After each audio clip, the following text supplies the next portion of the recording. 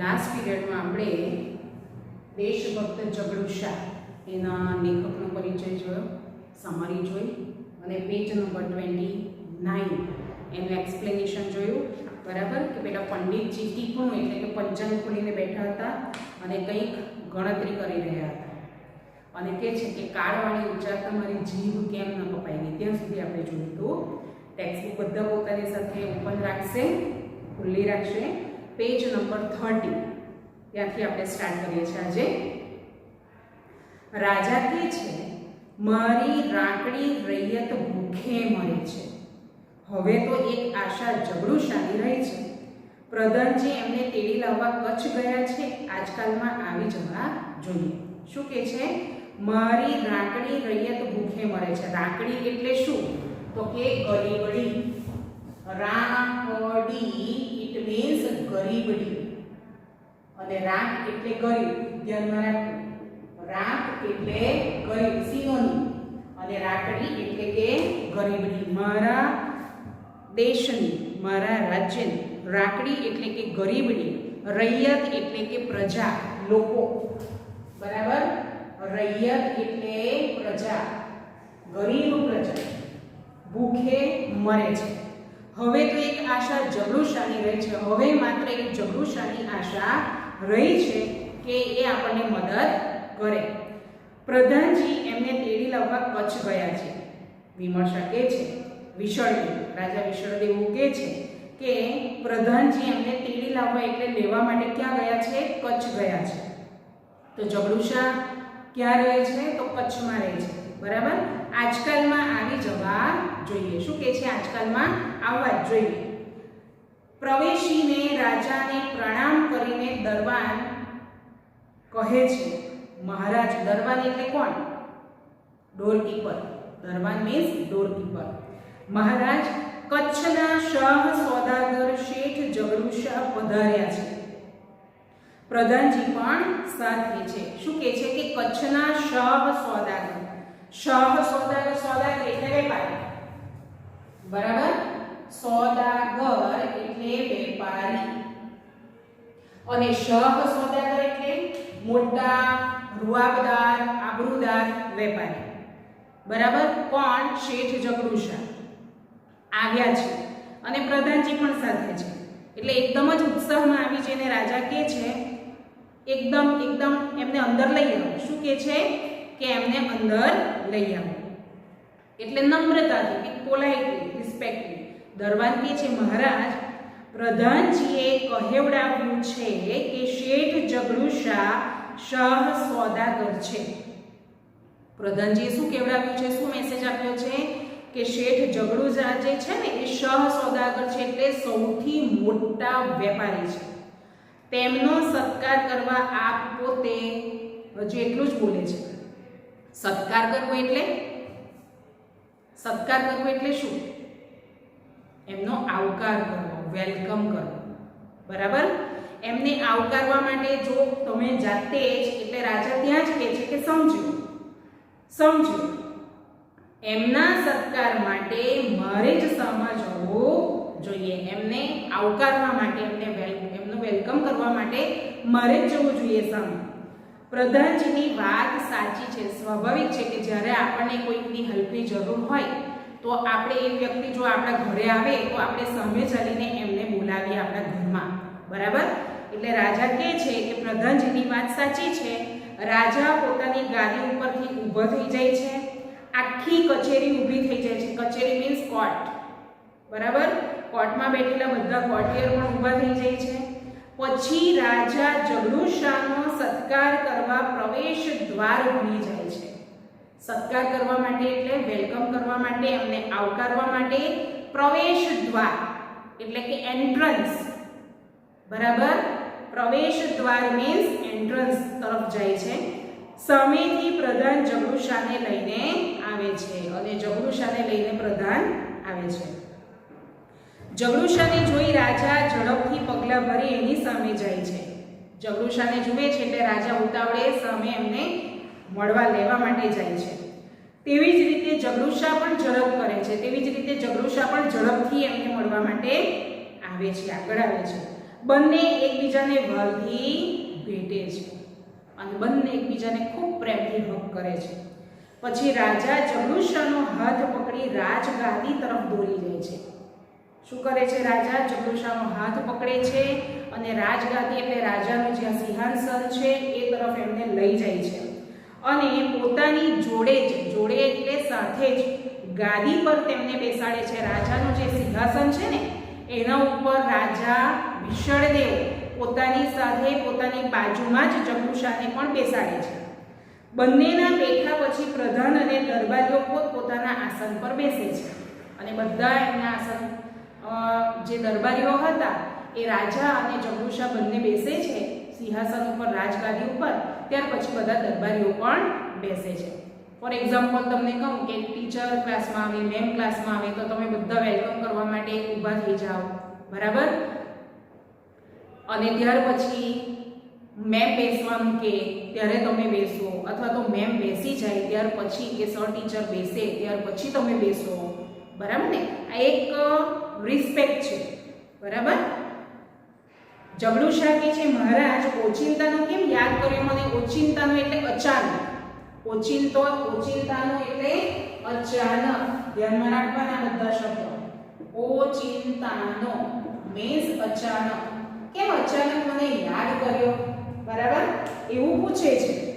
તો રાજા કહે છે કે સુખ દુઃખોની વાતો કરવા શેઠજી, જો શેઠ નથી કહેતા પણ શેઠજી, પાછળ જી માનસૂચક શબ્દ અક્ષર લગાડે છે. ગુજરાતમાં આજે 3 વર્ષથી કારનો દુકાળ ચાલે છે. શું કહે છે કે 3 વર્ષ થઈ ગયા પણ ગુજરાતમાં 3 વર્ષથી કારનો દુકાળ ચાલે છે. કારનો એટલે કે ભયંકર. કારનો ઇટ મીન્સ ભયંકર. દુકાળ તો એને દુષ્કાળ પણ કહેવાય. આ સિનોનિમ છે, બરાબર? 3 વર્ષથી ભયંકરમાં ભયંકર દુકાળ ચાલે છે. એટલે જગલુશા કહે છે કે એકલા ગુજરાતની કા વાત કરો છો? કા એટલે કેમ, શા માટે? કેમ તમે એકલા ગુજરાતની જ વાત કરો છો? આખા હિન્દુસ્તાનમાં આજે દુકાળ છે. આજે મીન્સ આ વર્ષે. આ વર્ષે તો આખા હિન્દુસ્તાનમાં દુકાળની પરિસ્થિતિ સર્જાઈ છે. ક્યાં ક્યાં? તો કે સિંધ, મેવાડ, માળવા, કાશી અને ઠેઠ એટલે છેક કંદહાર લગી એટલે કે સુધી આજે લોકો ભૂખે મરે છે, બરાબર? આખા હિન્દુસ્તાનમાં બધા વિસ્તારો એમણે દર્શાવ્યા કે ત્યાં સુધી છેક સિંધથી લઈને કંદહાર સુધી લોકો ભૂખે મરી રહ્યા છે અને પાનખરમાં પાંદડા ખરે તેમ ખરે છે. જો આ વાક્ય બરાબર સમજવાનું છે. પાનખર એટલે ઓટમ, બરાબર? ત્યારે શું થાય? ને વસંત હોય તો એને સ્પ્રિંગ સિઝન તમે કહો છો. ઝાડ ઉપર જે પાંદડા હોય એ પીળા થઈ જાય અને પછી એની મેળે જ વારાફરતી ફટાફટ ઝાડ ઉપરથી ખરી જતા હોય. તેમ એટલી જ ઝડપથી ભૂખને કારણે લોકો મરી રહ્યા છે. વખત એવો બારીક છે કે ભલભલાની લાજ જવાનો વખત છે. વખત એટલો બારીક એટલે નાજુક, એટલો કટોકટી ભરેલો સમય છે કે ભલભલાની લાજ એટલે કે આબરૂ જવાનો પણ વખત આવી ગયો છે. 7 ખોટના દીકરાના મોંમાંથી બાપ બટકું રોટલો કાઢી ખાય છે. શું કહે છે કે 7 ખોટનો દીકરો, રૂઢિપ્રયોગ છે, આ ધ્યાનમાં રાખજો, બરાબર? 7 ખોટનો દીકરો હોવો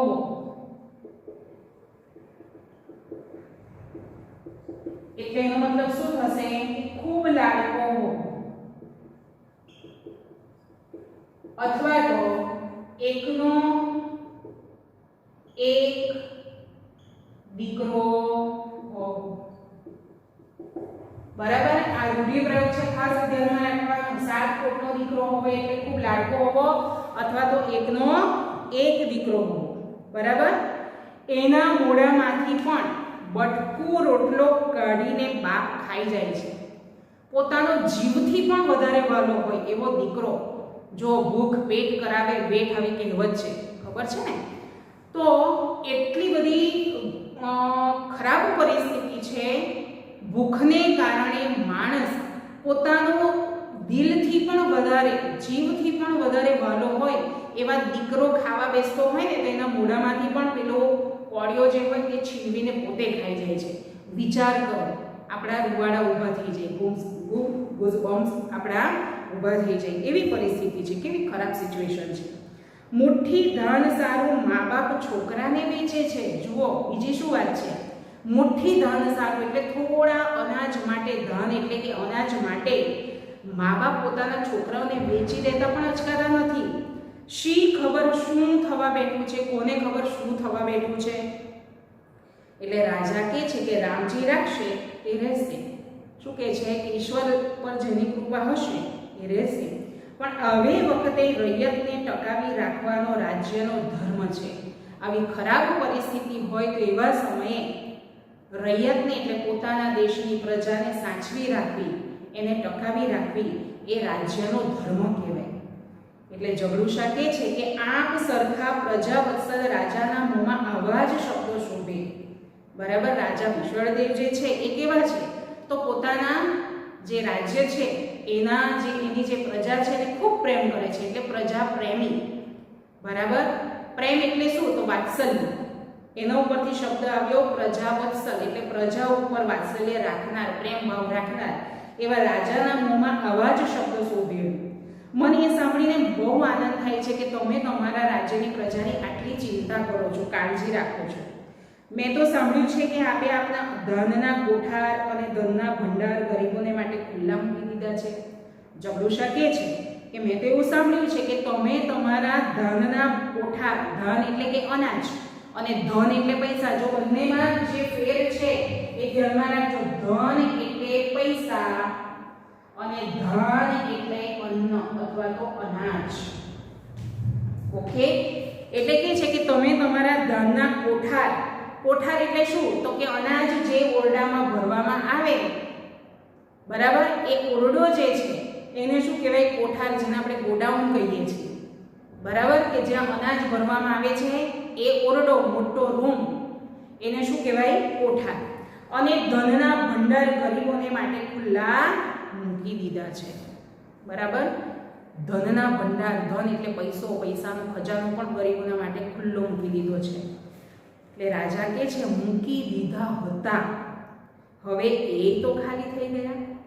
શું કહે છે કે એ મેં ખુલ્લા મૂકી દીધા હતા, પણ હવે એ ધનના કોઠાર પણ ખાલી થઈ ગયા અને ધનના ભંડાર પણ ખાલી થઈ ગયા. હવે અનાજ પણ નથી રહ્યું મારા ગોડાઉનમાં અને પૈસો પણ મારા ભંડારમાં રહ્યો નથી, મારી તિજોરીમાં રહ્યો નથી. હવે મારા ધનના ભંડાર અને અન્નના કોઠારોય ખાલી ખમ પડ્યા છે. હવે સિચ્યુએશન એવી છે કે મારા ધનના ભંડાર એટલે કે મારા રાજ્યની તિજોરી જે છે એ પણ ખાલી થઈ ગઈ અને અનાજના કોઠાર એટલે ગોડાઉન પણ ખાલી થઈ ગયા છે. અને રૈયતના પેટનો ખાડો તો હજી ઊણો જ છે. રૈયત એટલે પ્રજા, પ્રજાના પેટનો ખાડો એટલે ભૂખ હજી તો એવી ને એવી જ છે. બરાબર, ઓછી થતી નથી. ધાર્યું એટલે ધાર્યું હતું કે 3 સાલ વરસાદ આવશે અને સૌ સારામાંના થશે. શું કે છે, મેં એવું ધાર્યું હતું, માન્યું હતું કે 3 સાલ એટલે આ વર્ષે વરસાદ આવશે અને બધું સારું થઈ જશે. પણ વરસાદ આવ્યો નહીં, વરસાદ તો આવ્યો નહીં અને અધૂરામાં પૂરું તીડ પડ્યા. તીડ એટલે શું તો કે પાક જ્યારે બરાબર પાકી ગયો હોય ને તો એવા સમયે એક પ્રકારનું ઇન્સેક્ટ આવે. બરાબર, એ પાકનો નાશ કરી દે, એને ખાઈ જાય, એનો બગાડ કરી દે. બરાબર, એવું ઇન્સેક્ટ આવે, એને તીડ કહેવાય. એટલે કે છે કે એક તો વરસાદ આવ્યો નહીં અને ખેતરમાં જેટલું બધું ધાન ઉગેલું હતું તેને તીડ એમણે નાશ કરી દીધો. લોકો ત્રાહી મામ પોકારે છે, હવે તો બૂમા બૂમ કરે છે. એટલામાં બહારથી પોકાર આવે છે, અવાજ સંભળાય છે, અમે મરી જઈએ છીએ, અમને જીવાડો, અમને જીવાડો, અમને અનાજ આપો. શું કે છે કે અમે મરી જઈએ છીએ, અમને ખાવા માટે અનાજ આપો, અમારે જીવવું છે, અમને જીવાડો. બરાબર, અમને અનાજ આપો. આવી બધી બૂમો બહારથી સંભળાય છે. તો બહારની બૂમાબૂમ સાંભળીને જગડુશા કહે છે કે ભૂખ્યા ગળામાંથી પૂરો અવાજ પણ નીકળતો નથી. તમે વિચારો કે તમને જ્યારે કકડીને ભૂખ લાગી હોય ને ત્યારે તમે નોર્મલી જે બોલતા હોય તે અને ભૂખ બરાબર લાગી હોય તે સમયે અવાજ બંનેમાં ફેર હોય, બરાબર. ભૂખને કારણે શરીર અશક્ત થઈ ગયેલું હોય, બોલવાની શક્તિ પણ ભણાઈ જાય છે, એટલે કે છે કે ગળામાંથી પૂરો અવાજ પણ નીકળતો નથી. રાજા કહે છે કે વસ્તીનું આ દુઃખ એ મારું દુઃખ છે. વસ્તીનું એટલે મારી પ્રજાનું જે દુઃખ છે ને એ મારું દુઃખ છે, પણ નિવારણનો કોઈ રસ્તો મને દેખાયો નહીં. નિવારણ કરવું એટલે એને દૂર કરવું, સોલ્યુશન લાવવું. સોલ્યુશનનો મને કોઈ રસ્તો દેખાયો નહીં. ત્યારે હું મૂંઝાયો, ત્યારે હું મનમાં ને મનમાં મૂંઝાયો અને એવે વખતે તમે યાદ આવ્યા અને એવા સમયે મને તમારી યાદ આવી. નવાઈ પામીને, નવાઈ એટલે અચરજ, આશ્ચર્ય પામીને ઝઘડુશા કહે છે હું યાદ આવ્યો કેવી રીતે, મારી યાદ તમને કેવી રીતે આવી? તો રાજા એવું કહે છે કે મારા સાંભળવામાં આવ્યું છે કે પાટણમાં ઝઘડુશાની માલિકીની કેટલીક અનાજની વખારો છે. રાજા વિશળદેવ શું કહે છે કે મેં એવું સાંભળ્યું છે, મારા સાંભળવામાં એવું આવ્યું છે કે પાટણમાં ઝઘડુશા જે છે, કચ્છના મોટા, સૌથી મોટા શાહ સોદાગર એવા ઝઘડુશા, એની માલિકીની એટલે એની પોતાની કેટલીક અનાજની વખારો છે. વખારો એટલે વખાર કોને કહેવાય? તો જ્યાં આપણે સર સામાન રાખીએ અથવા તો મોટે ભાગે તો અનાજ ભરવાની જગ્યા જ કહેવાય, એટલે ગોડાઉન સમજો તમે, બરાબર. તો ઝઘડુશા કહે છે કે ઝઘડુશાની માલિકીની અનાજની વખારો, મારી માલિકીની મારી વખારો. મહારાજ આપની કઈ ભૂલ થાય છે. શું કહે છે? તમને કંઈક સમજવામાં ભૂલ થાય છે. મારી માલિકીની કોઈ અનાજની વખાર મેં પાટણમાં કે કોઈ શહેરમાં રાખી જ નથી. શું કહે છે? મારી પોતાની કોઈ અનાજની વખાર એટલે અનાજના ગોડાઉન પાટણમાં કે કોઈ બીજા શહેરમાં રાખ્યા જ નથી. તો રાજા કહે છે તો અમે સાંભળ્યું એ શું? તો ઝઘડુશા કહે છે કઈ સમજ ફેર થઈ હશે મહારાજ, તમને સમજવામાં કંઈક ભૂલ થઈ હશે મહારાજ, કારણ કે વખારો મારી ખરી જે ગોડાઉન છે, બરાબર, એ મારું છે. તો નવાઈ પામીને રાજા કહે છે કે વખારો આપની છે, ગોડાઉન તમારું છે અને છતાં તે તમારી માલિકીનું નથી, એવું તમારું કેવું છે? તો ઝઘડુશા એમ કહે છે કે વાત એમ છે કે વખારો મારી છે એ વિશે કઈ શંકા નથી, ગોડાઉન મારું જ છે, બરાબર, એના માટે મને કોઈ શંકા નથી. તો રાજા કહે છે કે અને એ વખારોમાંનું અનાજ, એની અંદર જે અનાજ ભર્યું છે એ, તો ઝઘડુશા કહે છે કે એ અનાજ મારું નથી, એની અંદર જે અનાજ ભર્યું છે એ અનાજ ઉપર મારો અધિકાર, મારો કોઈ હક નથી. એટલે હતાશ બની જાય, એટલે રાજા નિરાશ થઈ જાય છે કે હવે હું શું કરીશ, બરાબર. જેના ઉપર આશા હતી એ પણ કહે છે કે અનાજ મારું નથી, તો હવે હું શું કરીશ, મારી પ્રજાનું કેવી રીતે મદદ કરીશ, કેવી રીતે ભૂખમરામાંથી બહાર કાઢીશ? એટલે રાજા કહે છે કે અનાજ તમારું નથી, તો શું તમે એ કોઈને દઈ દીધું છે? તમે એ ગોડાઉનની અંદર જે અનાજ ભર્યું છે, વખારમાં જે અનાજ ભર્યું છે એ તમે કોઈને આપી દીધું છે? કોને આપ્યું, ક્યારે આપ્યું? હું તમને એના મોં માંગ્યા દામ આપો, તમે કોને આપી દીધું, ક્યારે આપી દીધું? તમે મને કહ્યું હોત તો હું એના મોં માંગ્યા દામ, દામ એટલે શું? મૂલ્ય, કિંમત. દામ એટલે કિંમત, તમે કહેતે એ કિંમત હું તમને આપો, મોં માંગી. એટલે ઝઘડુશા કહે છે એ અનાજ મારું નથી એ નિશ્ચિત છે. શું કહે છે? ગોડાઉન મારું છે એ વાત બાકી, પણ ગોડાઉનની જે અંદર જે અનાજ ભર્યું છે ને એ અનાજ મારું નથી એ વાત નક્કી જ છે, બરાબર. એ વાત નક્કી છે, નિશ્ચિત છે કે એ ગોડાઉનની અંદરનું જે અનાજ છે એ મારું નથી. મેં કોને દીધું અને ક્યારે દીધું એ જાણવું હોય તો એમ કરો ને, એ વખારો ખોલાવી એની તપાસ કરાવો ને. શું કહે છે કે મેં કોને આપ્યું, ક્યારે આપ્યું, એ જો તમારે જાણવું હોય તો એ ગોડાઉન ખોલાવો અને તમે ઇન્ક્વાયરી કરો. તો રાજા કહે છે કેવી રીતે ખબર પડશે? તો ઝઘડુશા કહે છે કે એમ જ ખબર પડશે. દરેકે દરેક વખારની અંદર ભીંત પત્ર પર તાંબા પત્રમાં લેખ લખાવીને જડાવેલો છે. તેમાં એ અનાજના માલિકના નામ, ઠામ બધું લખેલું છે. બરાબર ધ્યાનથી સમજો. હા, શું કહે છે કે દરેકે દરેક વખારની અંદર ભીંત પત્ર. ભીંત પત્ર કોને કહેવાય? તો પહેલાના વખતમાં તમને કહું તો કોઈક એડ, કંઈક જાહેરાત કરવી હોય તો દિવાલ ઉપર એક બોર્ડ જેવું દિવાલની અંદર ઉપર જડી દીધેલું હોય, બનાવી દીધેલું હોય અને એના ઉપર પહેલાના વખતમાં સ્કૂલમાં બ્લેકબોર્ડ કેવા આવતા કે દિવાલની અંદર જ હોય ફિટ થઈ ગયેલા, બરાબર ને? તો એવી રીતે એ ભીંતપત્ર હોય એના ઉપર જે કંઈક સૂચના બધાને આપવી હોય, જણાવવી હોય, જાહેરાત કરવી હોય તો એમાં લખી દેતા હતા. એવી રીતે એ તાંબાના પતરા હોય, બરાબર? તો પહેલાના વખતમાં તાંબાનું જે પતરું હોય તેના ઉપર કાર્વિંગ કરીને જે મેસેજ હોય એ મેસેજ કાર્વ કરતા અને પછી દિવાલ ઉપર ફ્રેમ કરીને લગાવી દેતા. એટલે કે છે કે એ ભીંતપત્ર પર તાંબા પતરામાં એટલે તાંબાના પતરામાં કોપરનું જે શીટ આવે એમાં લેખ લખાવીને જડાવેલો છે એટલે ફ્રેમ કર્યો છે દિવાલમાં. તેમાં એ અનાજના માલિકના, એ અનાજ કોનો છે, બરાબર, એના ઓનરના નામ, ઠામ, નામ એટલે નેમ અને ઠામ એટલે એડ્રેસ બધું જ લખેલું છે.